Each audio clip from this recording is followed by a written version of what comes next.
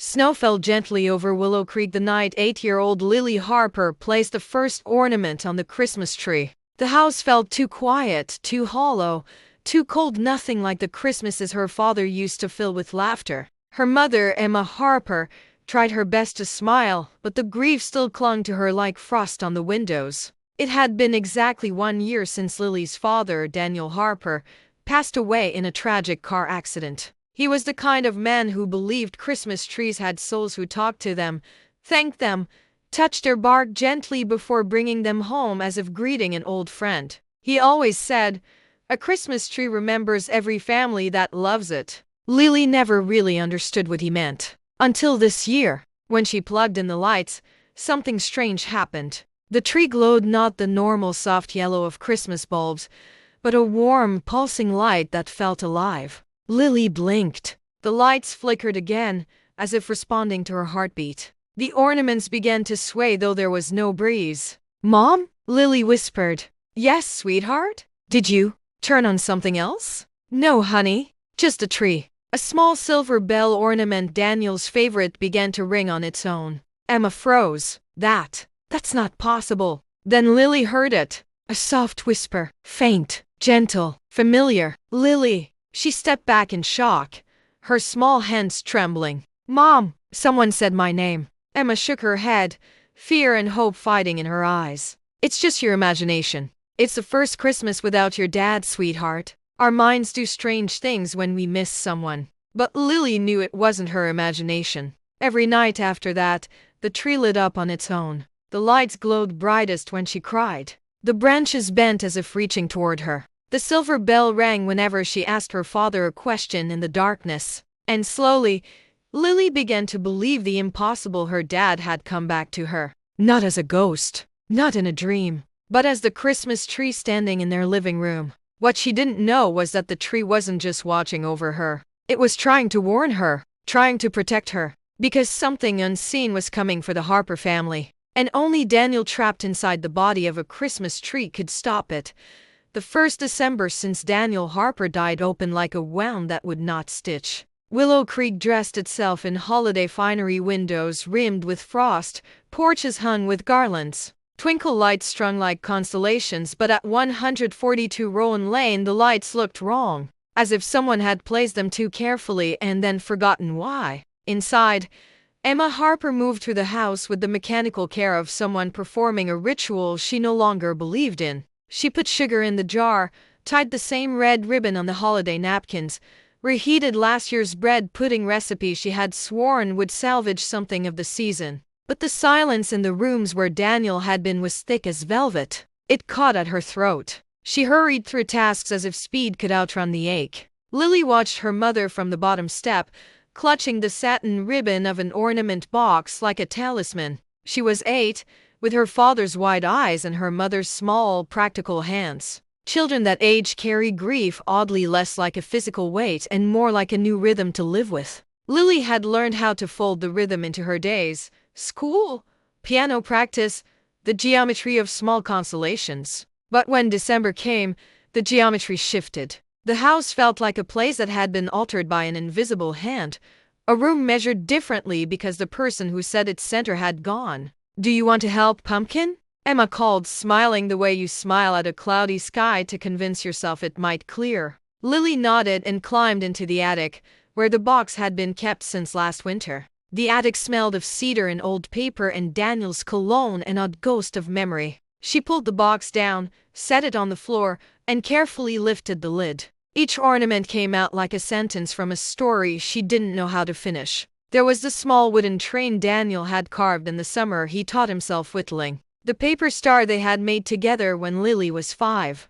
The tarnished silver bell Daniel had won in a silly holiday raffle and later declared his favorite because it has character. She ran her fingers along the ornaments until the bell clinked against her knuckles. It was colder than she expected. Lily thought of her father's hands, calloused in a way that made him seem grown up and gentle at once. She could almost hear his voice instructing her on how to hang the ornaments, just so, as if decorating were an act of arranging the world back into order. Emma climbed into the attic after her, cigarette of grief extinguished into the sink of chores. She sat on the rickety trunk and unfolded a soft blanket. "Would you like me to put the star on?" she asked. Lily hesitated, thumb worrying a thread. "Can I do it, Mom?" Emma looked at her daughter, the tiny woman with a forehead like a map, and felt something ache and bloom at once. She stood and reached for the star. "All right. You and me, team." They carried the box tree down the narrow staircase and set it in the living room where Daniel had always placed it, in front of the wide bay window that looked out over the street. Snow had laid down a perfect white sheet on the lawn, muffling sound like a hand over a mouth. The house looked outward. The world outside seemed to understand the holiday better than the people inside. When they began to assemble it, plastic trunk click, branches snap into place, Lily imagined she could feel the hair on the back of her neck lifting, as if something were watching. It was a foolish sensation, childish, easy to name as memory. She blamed Daniel's stories. He'd always liked to tell their daughter that Christmas trees kept the echoes of family inside them. "A tree remembers," he used to say, tapping the trunk as if knocking on a library door. "It keeps what's been said so folks don't have to." They fluffed the boughs until the artificial tree took a generous conical breath. Emma untangled the lights. The strands nodded with the kind of careless insistence familiar to every family. She hesitated with the plug in her hand. Lily watched the wires like a patient, waiting for a pulse. Emma plugged them in. The tree lights came on not with the safe, uniform glow of last year, but with a slow, oily warmth that seemed to unfurl from deep inside the branches. They were not a single color. They breathed between honey orange and a green so soft it felt like being wrapped in wool. Lily squinted, mesmerized. The lights pulsed once, twice, like a heartbeat. "Mom?" she said, low. Emma's hand stilled. She had gone so long through the motions that reaction had become foreign. A thread of something like fear tightened at the base of her spine. "Maybe the strand's old," she suggested, failing to hide her own curiosity. She circled the tree, fingers trailing along the plastic needles, feeling the odd warmth that was not the warmth of bulbs alone. The air near the tree tasted faintly of cinnamon and something else, something older and mineral, like the tang of a river in spring. Emma's rational mind supplied a list of plausible things. The bulbs were new types. The plug had some weird outlet surge. The house was tired and sending them both illusions. But when Lily reached for the silver bell Daniel used to claim, it rang soft and clear without being touched a single, pure tone of him. It was a sound Lily had heard 1,000 times.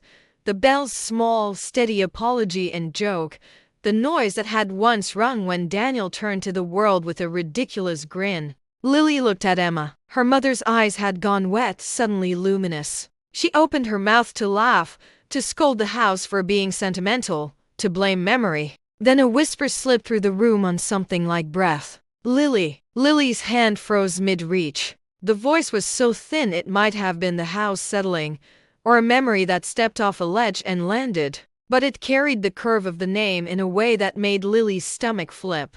She knew that voice. She knew it like knowing the place where a song began.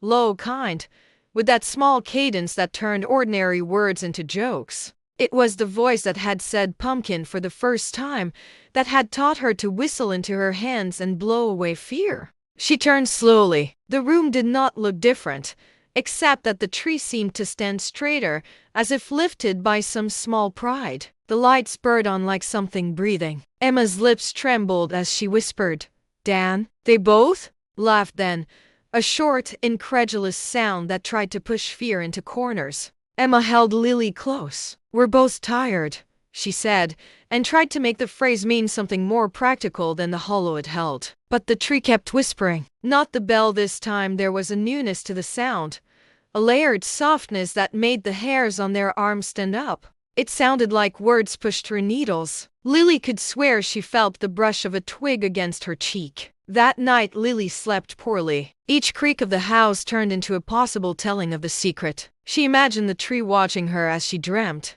In the morning, the kitchen smelled of burnt toast and cinnamon, and the thin winter light slid across the table. Emma's hands were steady when she buttered the bread, but the rest of her looked like someone who had been given a map without a legend. The next few days brought small, inexplicable things. The tree would glow brightest when Lily sat by it and read aloud from old picture books Daniel had loved. When she asked it a question, a foolish test, an ornament would sway as if someone had nodded. If she left her favorite wool scarf draped over the arm of the couch, she would find it tucked at the base of the tree in the morning. Once, when the wind howled through the eaves and the streetlights threw long shadows, Lily distinctly smelled Daniel's aftershave by the tree and found, tucked within a loop of garland, a scrap of paper with a child's doodle she knew she had never drawn. It was a sketch of a tree and two stick figures, one small, one tall, holding hands. Wordless evidence stacked like pennies, not enough to prove anything to anyone who kept their feet on the ground, and yet too many small things to ignore. Emma began to sleep in the living room more nights than the spare bedroom. She would sit with the lamp low and the tree lights low too, as if keeping watch. Griffith, the neighbor's golden retriever, would sit on the doorstep for a moment and then come over to Lily's yard as if drawn by a scent that reminded him of his own young master. Neighbors noticed. Willow Creek loved its gossip the way some people loved pickles, with endless appetite. At the bakery, Mrs. Conway asked Emma if she had felt anything, as if the question were perfectly ordinary. At school, Lily's teacher complimented her for being brave. People brought over casseroles and memories. Casseroles had the magic of practical grief, forkable and polite. But the thing that concerned Emma was not the town's curiosity. It was how quickly Lily had made the impossible into a companion. One evening, when the sky had turned the color of an old bruise and the house felt like a vessel carrying them both through cold waters, Lily asked the question she had avoided since the bell first chimed. "Mom," she said, sitting cross-legged on the rug with the tree's light haloing her face, "do you think Dad is in the tree?" Emma stared at her daughter. She could have argued, could have controlled the map of reality by speaking the right words. There's no such thing. Grief does strange things. Your mind is making patterns. Instead, she touched Lily's face and felt the heat of 8 years that contained everything she treasured. Something inside Emma wanted truth more than fear. Her voice, when she answered, was small, unguarded. "I don't know," she said. "But if he is," she paused, and her eyes held a tenderness that felt like armor, "then I hope he's watching over you." The admission hung between them like a promise and a warning. Because once you allowed yourself to imagine a dead man could watch, you had widened every window for the uncanny to step through. It was a strange, dangerous mercy. The tree, as if in response, flared a soft green pulse. Somewhere in the house something shifted, not loud, not dramatic, but the kind of shift that implies movement inside walls. It was as if the house itself inhaled. That night, Lily dreamed Daniel's laugh, an easy sound like a small bell, and woke in the dark to the faintest pressure against her foot. She glimpsed a tree in the window and swore it leaned ever so slightly toward her bedroom, like a person listening. When morning came, Lily found a note at the foot of her bed. It was written in a hand that was not the clumsy scrawl of a child and not the practiced slope of her mother. It was a handwriting she had once traced as a toddler, while her father taught her letters. The paper said 3 words in looping, neat letters: "I'm here. Watch." Underneath, a small drawing of a bell. No signature, no explanation. Enough. Emma called Pastor Lewis at Steady Jude's. She called Daniel's sister, who lived 3 states away. She did not know what she was calling to ask. The answers were not in the phone lines. They were in the way the house held its breath. By the end of the first week with the tree, Willow Creek had turned from a place that knew about grief to a place that anticipated a miracle. Some called it a sign, others a trick of cold air and memory. But in the Harper house, a new truth had planted itself and taken root. The tree was not ordinary. The question was no longer whether Daniel watched from it. The question, like an ember in a dark room, was what he might be trying to tell them and what, in return, might be trying to reach them. Outside the bay window, the street wore its coat of snow, and a single light in the house blinked like a pulse. Inside, the tree stood, patient and luminous, as if holding the last place where 2 lives met and promised to become more than memory. The first light had come. The second, they would soon learn, would be dark for a week after the first light.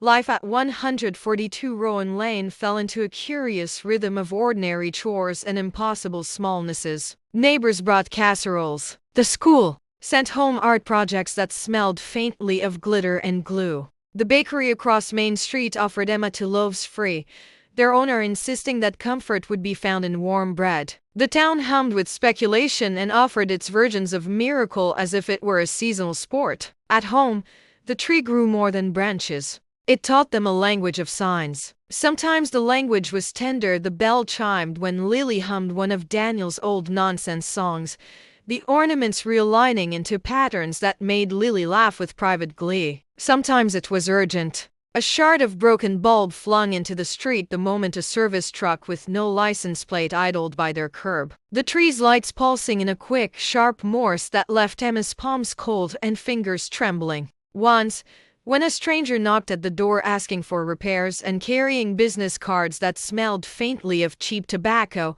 the pine needles at the base of the tree formed a small arrow pointing toward the shed. When Emma opened the shed to follow the hint, she found old bicycle chains and tools Daniel had used for weekend projects, and behind them a showbox with receipts she'd never seen, bills with Daniel's name on them, and an envelope containing letters from a law office, a complaint he had filed months before his death about a local contractor, Marcus Vale, whose projects were always late and whose bills, according to Daniel's notes, often contained charges that made no sense. The handwriting on the letter was Daniel's careful script, the way he wrote when he was trying to make order of something unfair. Emma had not known about the complaint. Daniel had kept a quiet ledger of grievances, the kind of small civil fury that lived in polite men who could not bear sleaze. The papers smelled faintly of dust and the mechanical grease of a man who fixed lawnmowers for neighbors as favors. They also carried, taped inside a smaller envelope, a terse note: "Do not discard. Hold until," and then Daniel's writing had stopped, as if he could not bring himself to finish the sentence. Why would he hide this? Emma asked Lily, voice low. The living room felt too bright. The tree's light softened the corners like curtains. Lily shrugged, fingers tucked under the hem of her sweater. Maybe he didn't want to worry us, she said. Her eyes, Daniel's eyes, were wide in the lamp's glow. Dad always tried to fix things himself. Emma thought of Daniel sitting at the kitchen table in the late hours, a mug of tea cooling untouched while he scribbled notes. She thought of the way he'd promised to handle it whenever neighbors mentioned a dispute. The house remembered his small graces like the way the kettle remembered its place. If the tree had chosen to point Emma at those documents, it had chosen carefully. It was one thing to allow wonder, it was another to drag them into danger. The next morning, Pastor Lewis, who had been the town's soft-voiced moral engine since before Emma could remember, stopped by with a thermos and a bag of cinnamon rolls. He stood in the doorway and took in the tree, the ornaments, Lily with a book in her lap, Emma with the showbox open on the coffee table. His face was a map of small kindness and old sadness. "You've both been in my prayers," he said, sitting down with a slow politeness that suggested he'd been trying to figure out how best to be useful. "How are you holding up?" Emma handed him the envelope with Daniel's complaint. Pastor Lewis's eyebrows climbed as if the paper had heat. "This says Marcus Vale," he said. "He's been in the paper before bankruptcy's liens. He can be dangerous. Folks around here have had trouble with him." "Dangerous?" Emma echoed, the word settling like lead. Pastor Lewis nodded. "Marcus is the kind of man who thinks the law is a suggestion for people who can be sentimental. If Daniel had evidence against him, if some of those receipts show a pattern, Marcus might have had motive to make trouble." Emma's hands suddenly remembered the weight of the bolt cutters behind the shed. She'd held tools in her palms 100 times and felt safer for them. "What kind of trouble?" she asked. Pastor Lewis was honest. "He's been known to threaten, to bully. He collects favors like others collect stamps. If Daniel lodged a complaint, Marcus might have come around to intimidate him. If he thought Daniel was a threat," Emma's voice went thin. "Do you think? Could that have had something to do with his accident?" The words were a stone she had not intended to pick up. Pastor Lewis's face closed. He had been careful to keep faith out of speculation, but he also knew the town's rhythms. There was a way different kinds of people made trouble, and he had seen men like Marcus Vale. "We don't know yet," he said, "but it's a thread. You'll need to be careful." It was Pastor Lewis's politeness that nudged something to life in Emma she had left dormant, pragmatic fear mixed with protective mama logic. She called the police officer Dwayne, a man whose uniform hugged his belly in a familiar county way. He listened to her story and took notes, then promised to check traffic cameras and speak to the highway patrol that had handled Daniel's crash. The officer's next-door neighbor, Mr. Whitaker, who ran security at a nearby storage facility, offered access to CCTV footage that might have captured the old Route 7 at the time of the accident. People in Willow Creek closed ranks when they favored someone. For a late stretch of the day, a small human net existed to catch worry.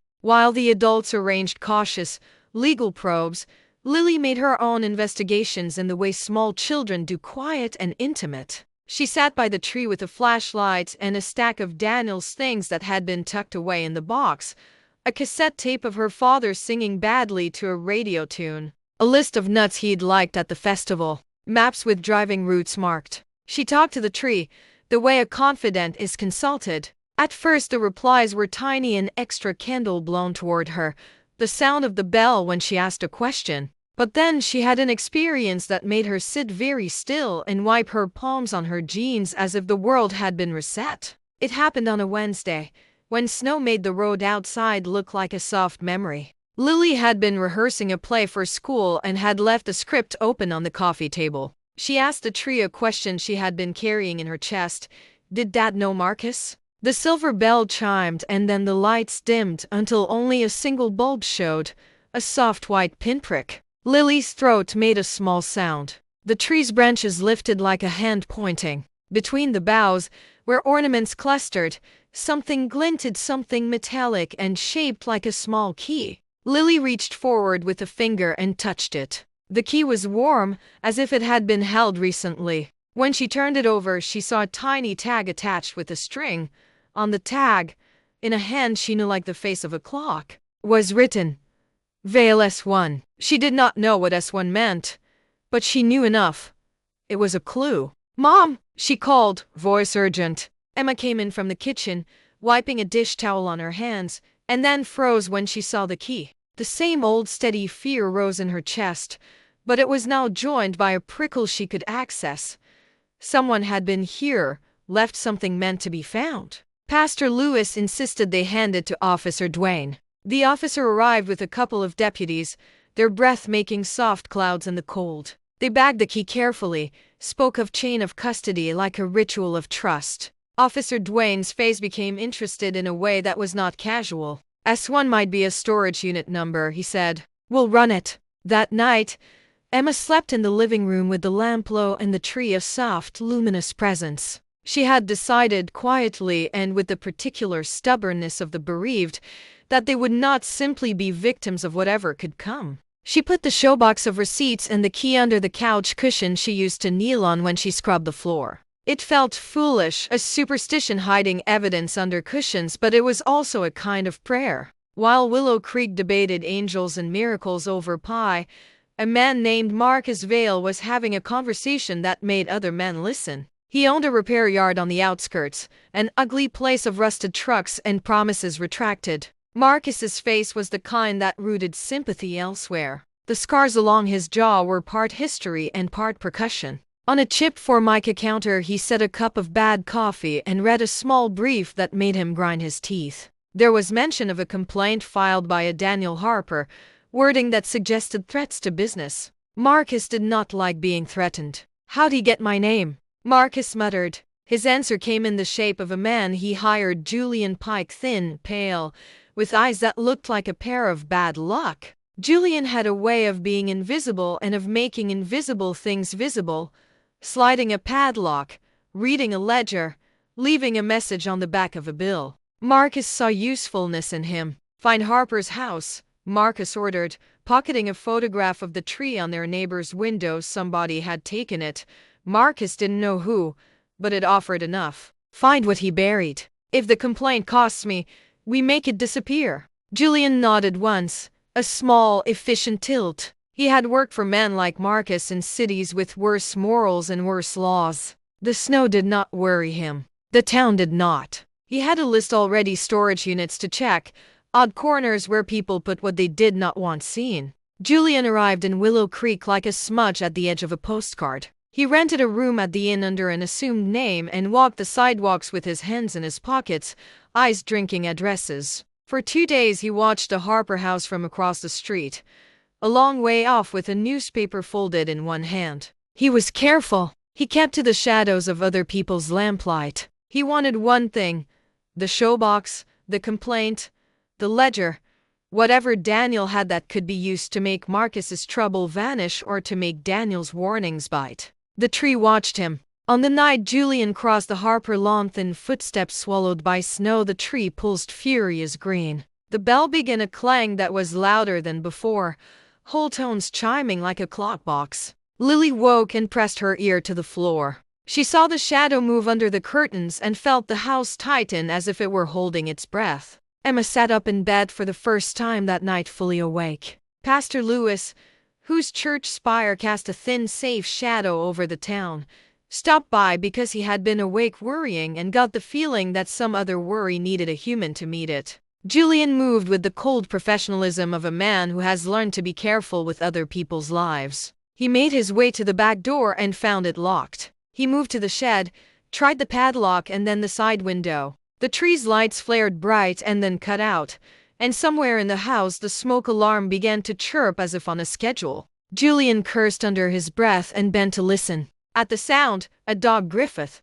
the Whitakers' golden retriever who'd gotten up for his midnight stroll, barked out a long, neighborly warning that sent Julian ducking as if experience taught him not to argue with animals. The bell on the tree rang like a judge. The pine needles scraped over the window like a fingernail. Julian felt something like static crawl along his skin and then a warmth on the back of his neck, as if someone had breathed. He cursed, backed away, and passed into the street an hour later without having gained entry. On the curb, his car would not start, battery dead.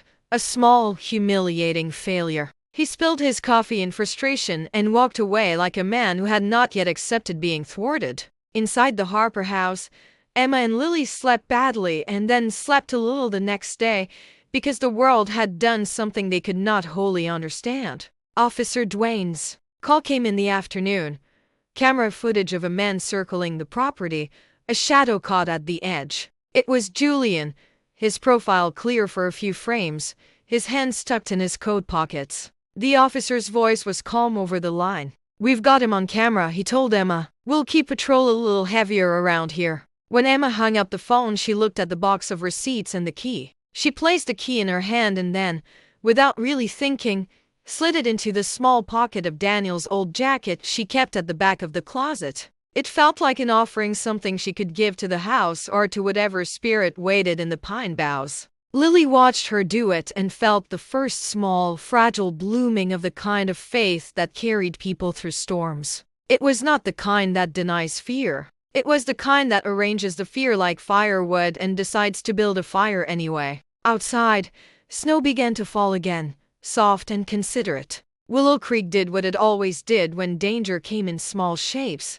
It clustered, it fed, it watched. Where one person was vulnerable, 100 neighbors offered lamps. Inside the house, the tree's lights blinked with a composure that felt like a hand on a shoulder. It had warned them. It had moved what it could. It had turned small, human acts, keys, receipts, a law office envelope into the slender rope people used to climb out of wells. The night Julian returned would come with wind. The week that followed would test every small courage they had. The true question was not whether Daniel could warn them from within the tree. It seemed he could, but whether that warning would be fast enough and sharp enough to keep what was coming from taking more than memory. Lily slept that night with the bell under her pillow, a childish talisman that was ancient and modern at once. Emma set the showbox where she could see it and kept the kettle on the stove like a sentinel. The house smelled of pine and cinnamon and of a possibility that could be dangerous, the possibility of protection that required paying attention and paying a price. Somewhere beyond their street, Julian Pike drove to the inn, hands white on the steering wheel, thinking about the strange failed attempt like a man who plans a new route when the old one is blocked. He was patient and practical. He had plans. And the tree, tall and luminous, held its breath and counted them in its slow, patient way. For 3 nights the tree kept them on a taut wire between wonder and dread. The first night after the key was found, Emma barely slept. She sat on the living room couch with the showbox of receipts on her lap like a shield. The trees light a soft halo over both of them. Lily dozed on the rug with the silver bell clutched to her chest, the way children hold blankets when the world grows big and unpredictable. Outside, Willow Creek slept under a thin sheet of snow. Inside, the house felt raw and overheard, as if the walls had learned to listen. The second night, someone walked their yard. They found the footprints at dawn, long measured, a boot pattern in the fresh snow that led from the street toward the shed and then wandered near the back window before tracing a way through Mrs. Whitaker's hydrangeas. Officer Duane came by with a thermos and a flashlight, his breath stuttering in the cold. He crouched, photographed, and made small, efficient notes. The town's usual conversational cadence shifted into a sharper tone, watchful, protective. "It was luck we got those frames from the storage facility," Duane said, flipping through his phone. "Julian Pike's profile shows up outside a few places around town. He's the kind of man who works for men like Marcus Vale." Emma's throat tightened. The showbox felt suddenly heavier in her lap. "Can you get patrol to sit on the street tonight?" she asked. Duane obliged. He left with the quiet assurance of someone who understood how small towns resembled families, gossip and generosity wrapped in boundary lines. That afternoon, Claire, the gallery artist who had helped them sift through the earlier scandal, came by with a thermos of coffee and a metal determination that fit her paint-smudged palms. She was small in person and large in the way people who'd fought a ledger of wrongs become large, full of stories and practical cunning. "I checked a few numbers," she said. "Marcus has connections. He likes to bury problems with other people's fear. But he's sloppy. He underestimates people who notice the seams." Emma looked at Claire and felt an immediate kinship.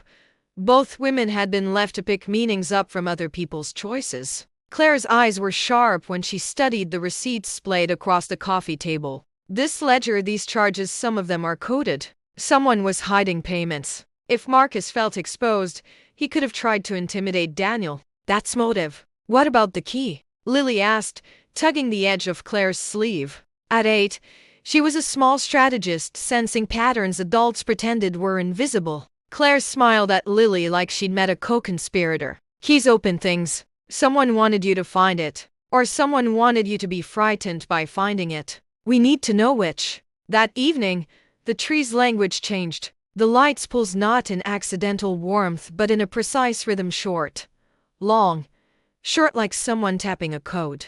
Lily, who had spent much of the last week with her ear close to the branches, recognized the pattern as if she'd learned it overnight. She mouthed the sequence to Emma, who felt the old muscle memory of a life built on domestic rituals. Decode, respond, act. They called Duane. He came with a pair of county deputies and a small portable radio. He listened to Emma's recitation of the light pattern and then checked the tree with a kind of reverence that embarrassed him if anyone had seen. Officers do not usually listen to electronic trees for Morse. They listen for human footprints. But Willow Creek had always believed in improbable logistics, church bake sales that solved problems, high school kids who mended fences at odd hours. Tonight the law listened to a string of lights. "We'll keep an eye open," Duane said. "If it's signaling, maybe it's telling you where to look." That night sunlight bled out of the sky like watercolor. A cold wind came rowdy down Main and tugged at porch wreaths. In Marcus Vale's shabby office, an awning of rust and paint chips, men moved in the periphery of noise, the kind of men who assess threats using ledger lines rather than sentiment. Julian Pike came in with a face like wet paper. He'd been thwarted at the Harper shed and his temper had the brittle geometry of retribution. "You didn't get it?" Marcus snapped. Julian's shoulders rolled. "Their cameras spooked me." Little dog barked. "Battery on the car failed on my way out. Not tidy, but it'll be easier tonight." They're rattled. "That house is small and sweet, too small to hide much." Marcus smiled in a way that made corners of his mouth look like knives. "Then tonight you do better. And if you find anything useful, receipts, small notes, we bring them to me. I'll pay. You know how to make problems look like accidents." Julian left with a list folded in his pocket and the kind of patience men like him save for slow games. Back at the Harper house, Emma taped a small strip of photographs near the tree, a crude contact sheet of images from the storage facility and the Route 7 feed so she and Lily could see the man who'd walked their yard. She slept fitfully, practicing calm like prayer. At 2 in the morning, Lily woke because the tree rang. But it didn't ring like a bell. It chimed the quick, sharp sound of alarm.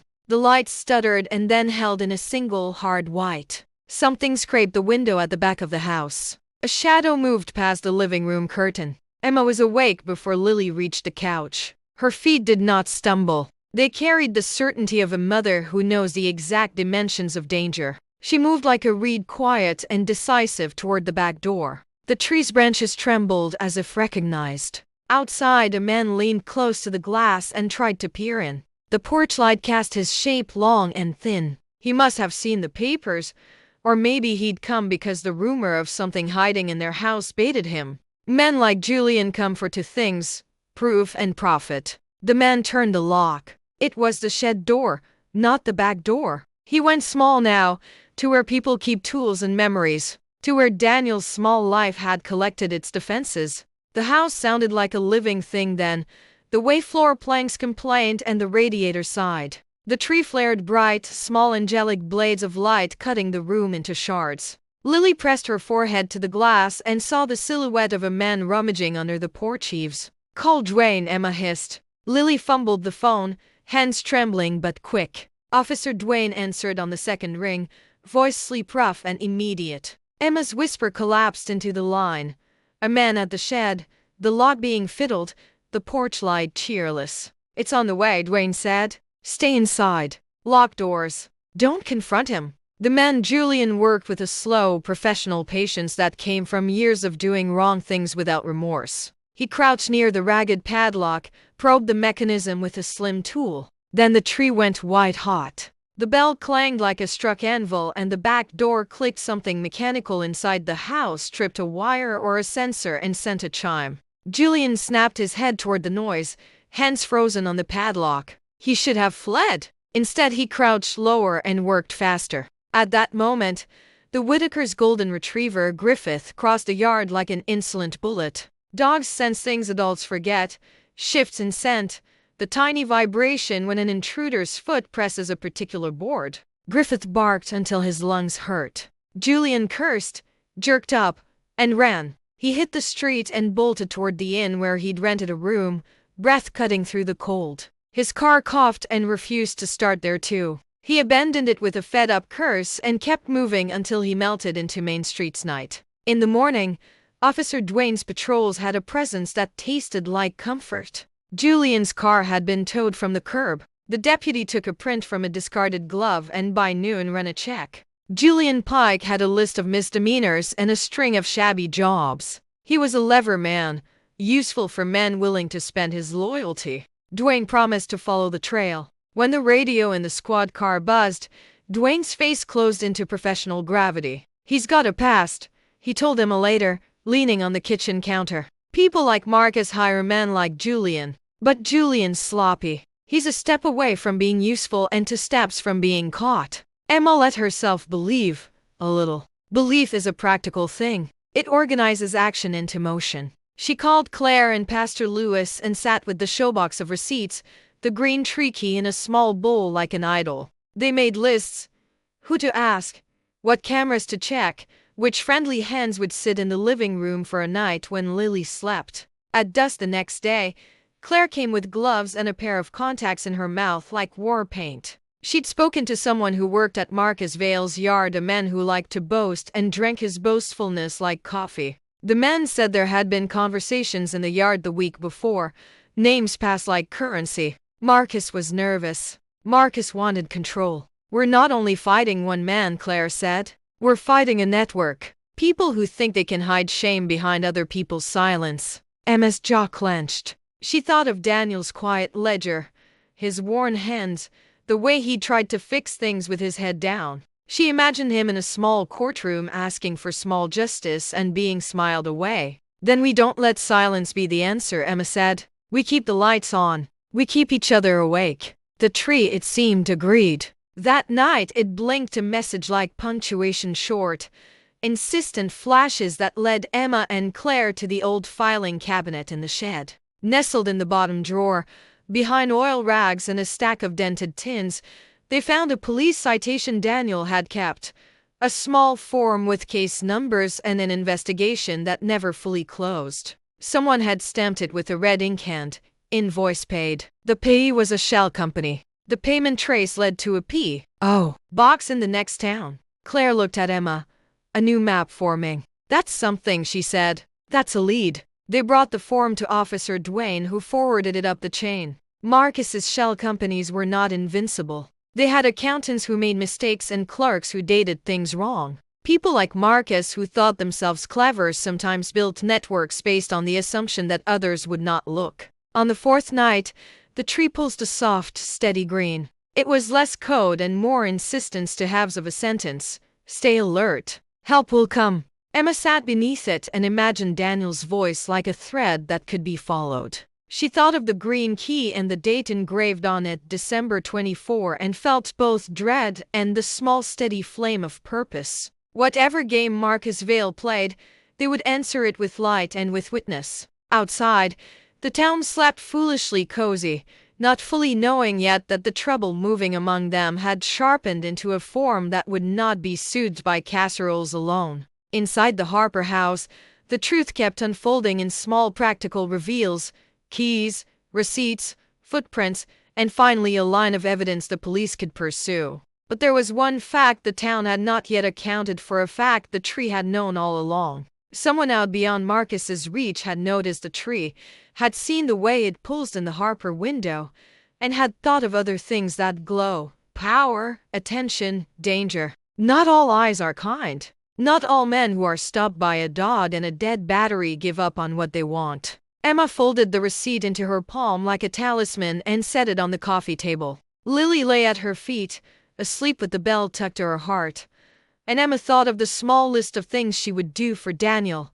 Keep the house, keep the proofs, keep her daughters safe. When the bell chimed that night, it did not feel like triumph. It felt like a clock that had started to move. The whisper of branches was no longer only comfort. It was the first clear breath before work begins. They had a map.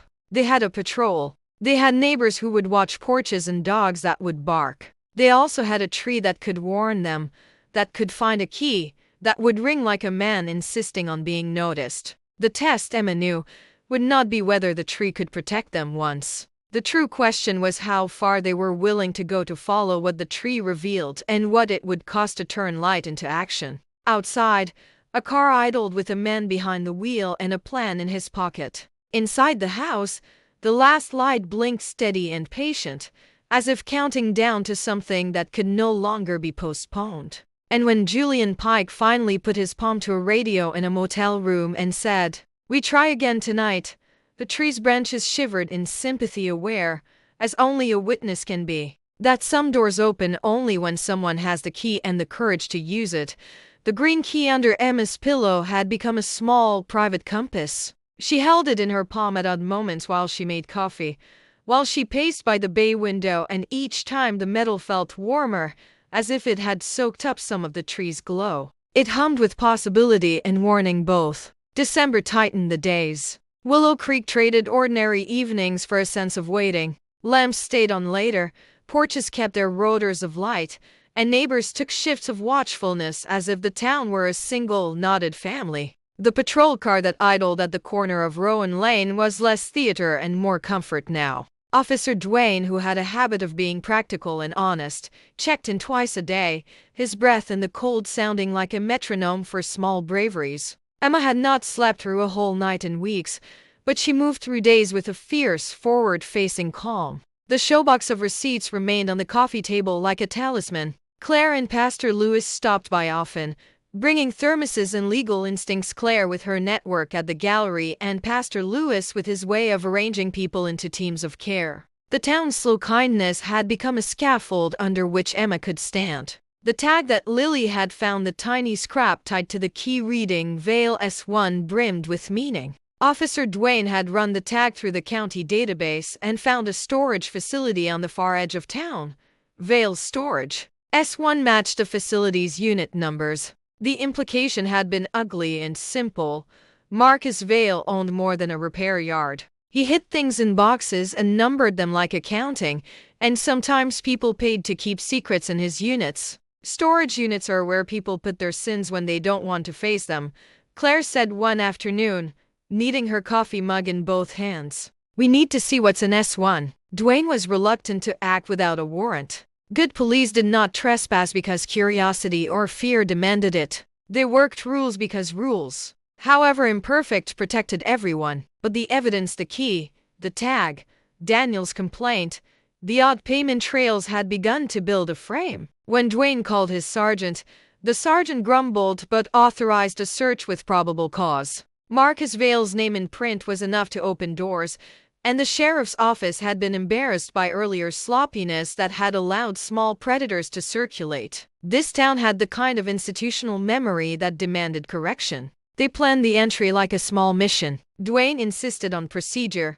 2 officers, 1 backup cruiser parked out of sight, a warrant tucked inside a thin envelope. Claire insisted on bringing gloves and a camera to document everything. Evidence behaved better when it knew someone was watching. Pastor Lewis asked for volunteers to keep an eye on Lily and the house. Emma said she would come along because the search was not just about paper. It was about Daniel's last careful acts, and she could not stand aside while someone else reached into the story her husband had left behind. They drove out after dawn when the sky was the brittle blue of winter light. The facility sat behind a chain-link fence, a bank of metal garages with numbers that looked like teeth. Vale Storage smelled of oil dust and a resigned kind of hush. A security office blinked at them with a lone blinking neon sign. Julian Pike's car, abandoned days earlier, had been towed, but Marcus's presence lingered like an oil slick. Dwayne handed the warrant to the facility manager with a polite but efficient explanation.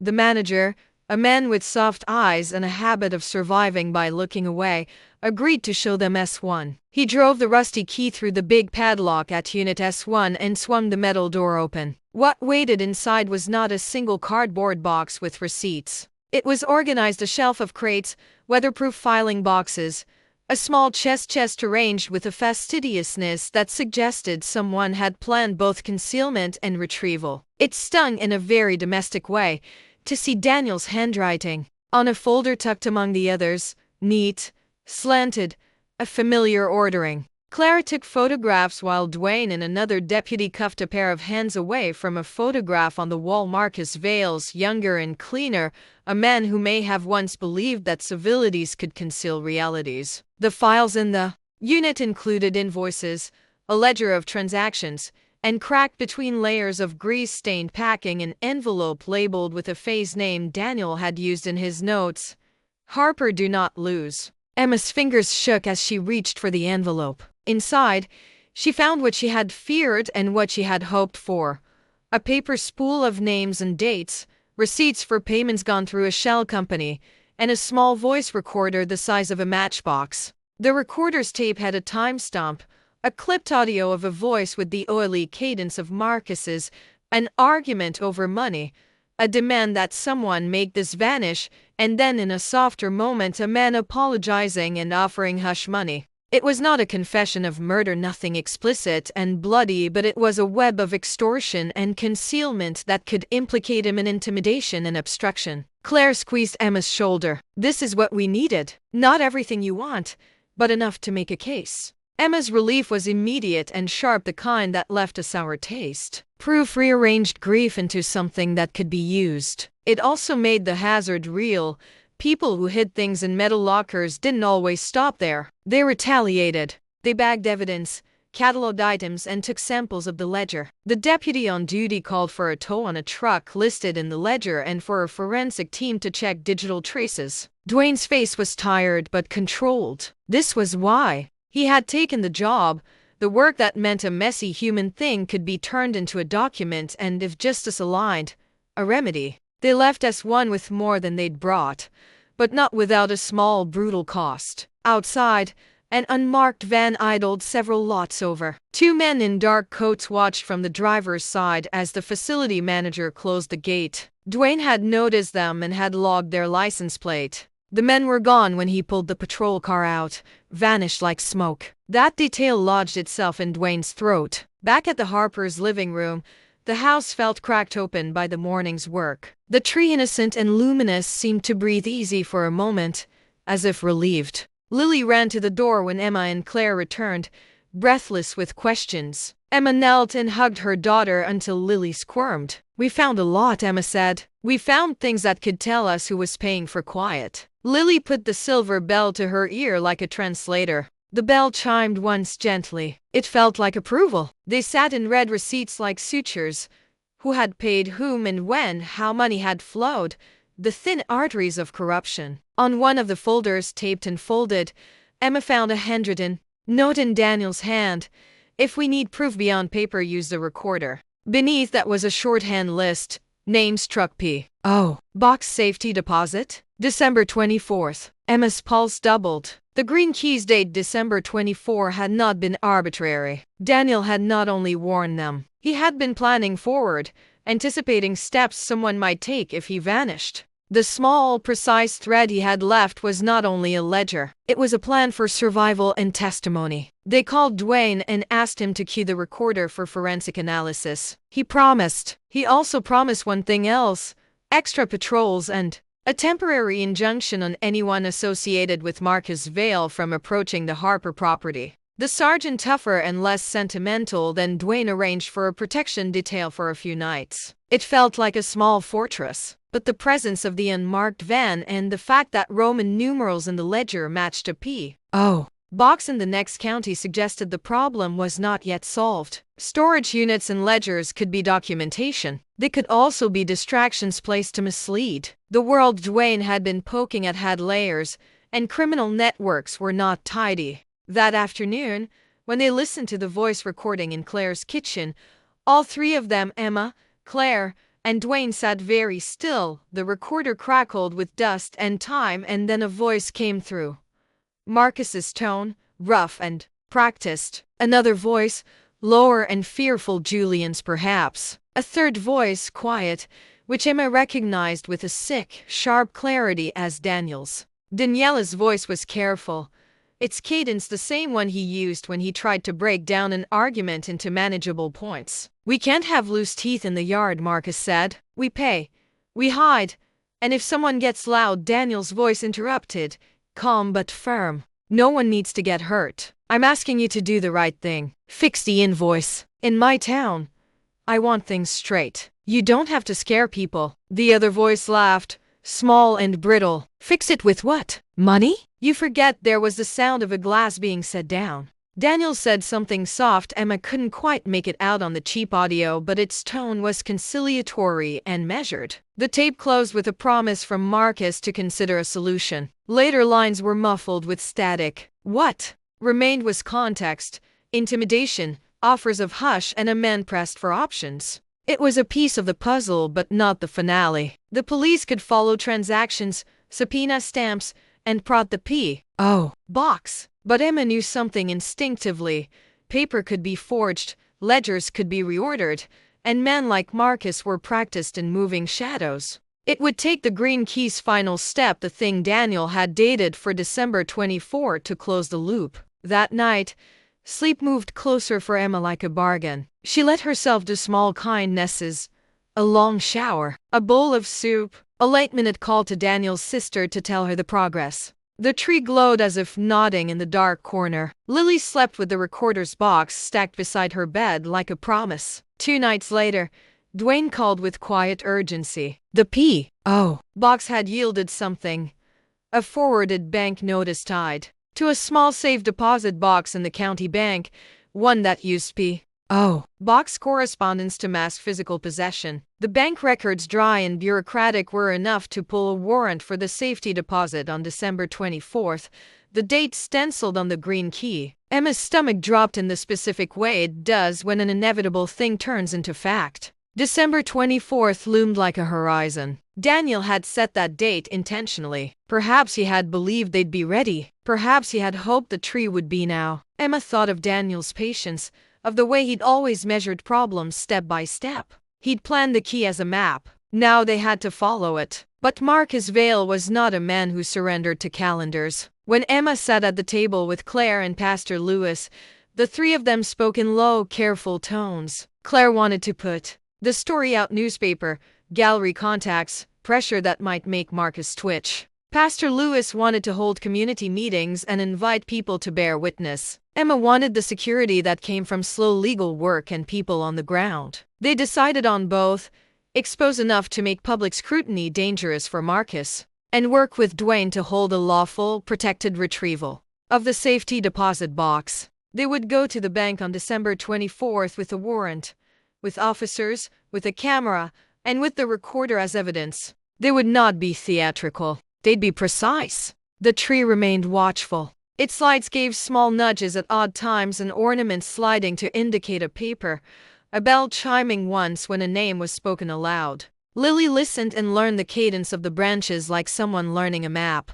On the morning Julian's court date was scheduled, coincidence or consequence, he sat in a holding cell and watched his life in cheap overhead halogen. He had been picked up at a motel after a neighbor's camera recorded his delayed car theft. Julian's arrest was a small, messy victory. In interrogation, he cracked faster than Marcus's accountants. He named names when the pressure cupped him like a tide. He admitted to small tasks and a ledger of phone calls that tied him to Marcus. Julian's confession would not finish the story, but it would let Dwayne speak with a louder voice. Emma sat in the station and watched as the legal machinery creaked into motion. It was slow and imperfect, but it moved. She thought of the green key on her dresser, the date carved like a promise, and felt a curious tenderness. Daniel had expected that justice would require patience and witnesses. He had put the steps in place as if he could tame fate with preparation. On the last night before December 24th, the tree's glow deepened. The house seemed to inhale and hold its breath. Outside, wind pushed at eaves and a thin snow began to fall again, quiet and agreed. Emma tucked Lily into bed and kissed her forehead in a way that felt like an armor. She took the recorder, the recorded ledger, and the green key and placed them on the coffee table beneath the tree. Tomorrow, she told the dark branches, voice steady despite the tremor. Tomorrow we go with truth. The tree chimed, soft and patient. It had led them to a metal door in a storage yard, to a recorder that held a man's voice, to a P.O. box pointing toward a bank, toward a date. It had warned them, nudged them, made them gather. Now it asked for one more thing: to trust the map Daniel had left and to meet whatever waited behind the lock on December 24th. Emma turned the green key over in her hand. It hummed like a small, sleeping thing. She felt, oddly, an intimacy with the plan. Daniel had stitched a line between the living and what he had hoped he could leave behind. The city of light through the bay window looked like a promise. The police would come. The town would watch. The tree would stand sentinel. What Emma could not yet know, was that Marcus Vale, who had thought his ledger would bury him safely, had already shifted a part of his power elsewhere. Men who feel the ground shifting underfoot take steps that are small and cruel. They make new breaks on old systems. They call favors and hold cards. The plan they had, fragile as it was, had just become an arrival point for danger that did not die just because evidence said it should. But for the moment the green key sat warm in Emma's palm and the house hummed like something preparing to move. The next day would be testimony, procedure, and a cold room with a bank teller and a uniformed officer by the vault. It would be the moment Daniel had written toward. Outside, Willow Creek's snow fell soft and knowing. Inside, the last Christmas tree watched and pulsed a light like a heartbeat, as if someone inside it had learned what it meant to be patient and then used that patience to keep the living alive long enough to try to hold wrongs to account. December 24th waited. The house waited with it. The snow had begun its gentle descent, coating the small town of Willow Creek in a pristine white blanket. Every house twinkled with lights, but none shone brighter than the old Thompson residence, where Emily and her mother, Margaret, were preparing for their final Christmas together in that home. This Christmas felt different, heavier somehow, as though the house itself was holding its breath. Emily, now 16, moved slowly around the living room, unwrapping fragile ornaments that had survived decades. Each one carried memories, whispered stories of laughter and tears. But this year, There was something more, a pull she couldn't explain, a warmth that didn't come from the fireplace but from somewhere deep inside the room. "Mom, do you feel that?" Emily asked, pausing mid-step. Margaret looked up from the cookies she was arranging on a plate. "Feel what, dear?" Her voice was gentle, but her eyes carried a shadow of worry. Emily walked toward the Christmas tree, the centerpiece of their living room, where the lights blinked in gentle rhythm, almost like a heartbeat. She reached for the glass angel at the top and froze. For a brief, magical moment, the lights on the tree flickered, not like electricity but like recognition. I think he's here, Mom," Emily whispered. Margaret's heart clenched. She remembered all the Christmases past, the ones filled with laughter before the tragedy, before they lost James, Emily's father. He had died suddenly, leaving a void that no decoration, no carol, could ever fill. And yet, the little girl's voice, filled with hope, made her heart ache with longing. The air in the room shimmered. Emily's fingers traced the ornaments, and with each touch, faint whispers echoed. "Emily!" A voice called, soft yet unmistakable. Her breath caught. She looked around, but no one was there. "James?" she murmured, her voice trembling. The tree's lights danced faster, twinkling in a pattern she had never seen. One by one, the ornaments seemed to shimmer with life. A small carved wooden train near the base rattled as if someone had touched it. Margaret approached cautiously, her hand over Emily's shoulder. "Sweetheart, this isn't real. It's just memories, the wind, the lights." Emily shook her head, tears welling up.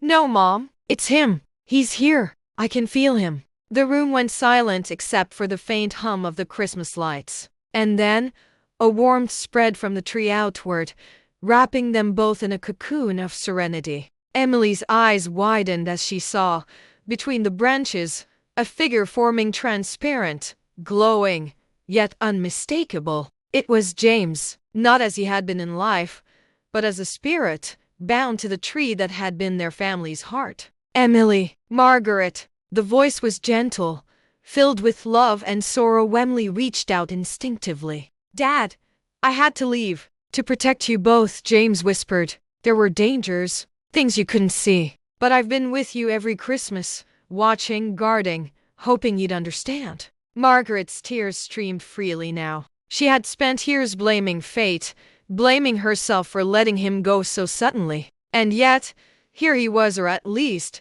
his essence was bringing closure in a way no living person could. Emily's hand touched the branches, and the warmth intensified. The ornaments reflected images, moments from their past. James holding Emily on his shoulders, laughter echoing through the halls, bedtime stories, Christmas mornings. Memories they had thought lost were alive again. "You stayed?" Emily asked, her voice cracking. James's form shimmered.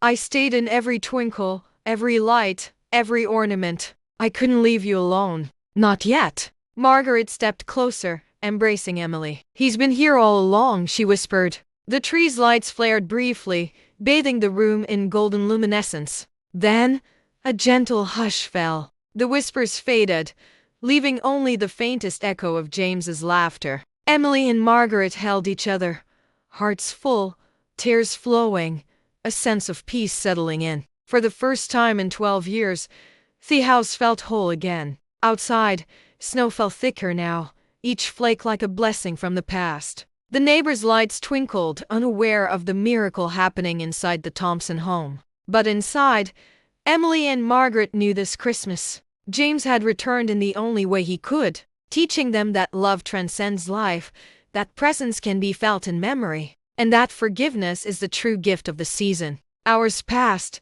yet time seemed suspended. Emily sat beneath the tree, staring at the glowing ornaments, feeling her father's presence in every twinkle. Margaret joined her, wrapping her arms around her daughter. "He's still here," she murmured, "in us, in the memories, in the love that never left." The clock struck midnight. Outside, the wind carried the softest chime, almost like a carol. Emily closed her eyes, smiling through her tears. "Merry Christmas, Dad," she whispered, and in that instant, the tree shimmered one final time. The glow of James's spirit seemed to pulse through the branches, then slowly faded, leaving behind warmth, love, and the knowledge that some connections are eternal. For Emily and Margaret, this Christmas was not about presents, not about lights, not about decorations. It was about presence, memory, and the miraculous ways love endures. As they sat together,